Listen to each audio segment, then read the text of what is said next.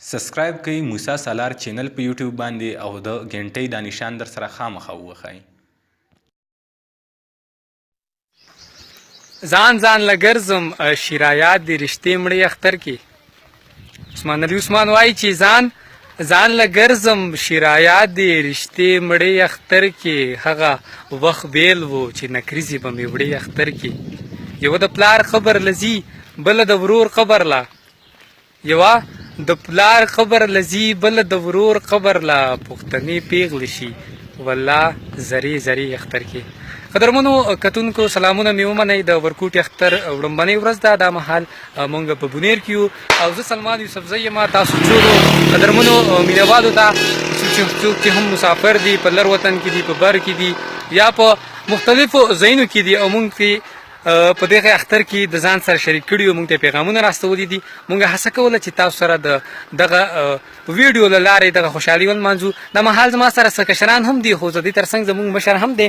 غواړم چې هغه خپله پېژندګلوم وکړي او ستاسو سره خپله د اختر مبارکي هم شریکه کړي.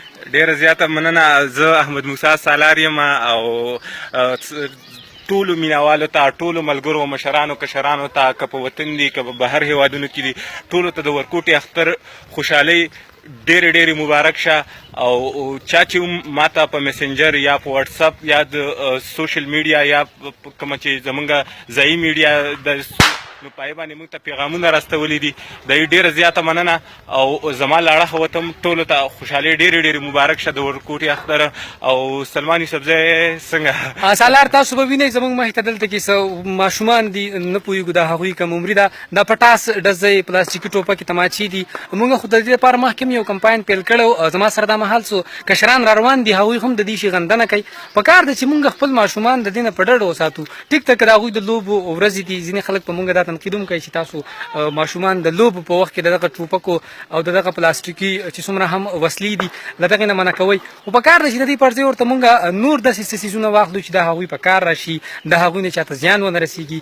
نو زه غواړم چې مطلب زموږ سره هم دغه ملګري چې څومره هم موږ ویني، هغه په خپلو علاقو کې، په خپل کور کلو کې، په خپلو چمونو کې، یا په تېره چې زموږ څومره هم دکانداران دي، سرمایه کار دي، هغه دا شیزونه نه راوړي او دغې ماشومانو ته نه ورکوي. بلکل د یو څو روپو د ګټو لپاره تا ته پته ده چې څونه غټ زیانونه په دې کې کېږي. دغه کم چرو والا ټوپک چې دغه هم پوره زور لري، دغه خلک خوږولی شي، بیا خصوصا په دې باندې سترګه ولګي نو هغه ډېر نقصان کولی شي. نو د یو څو پیسو ګټو لپاره زما په خیال چې دکانداران لاول دا کار ونه کړي. نو زما خپل مقصد یا پیغام موږ دې نه مخکې کمپاینونه کړي دي او اوس به هم کوو، خو دا یوازې په کمپاینونو کې کوم پورې چې زمونږ مینهوالو، زمونږ عام ولس زمونږ سره په دې کې مرسته نه وي کړي او دا څیزونه د خپل ماشومانو لاسونه تر وړلني تر هغې پورې موږ په دې کې هېڅ ګټه نشو کولی. ستاسو د ټولو ډېره زیاته مننه. سالار ستاسو هم ډېره زیاته مننه د وخت راکولو. ښاد، آباد او بریالي اوسئ.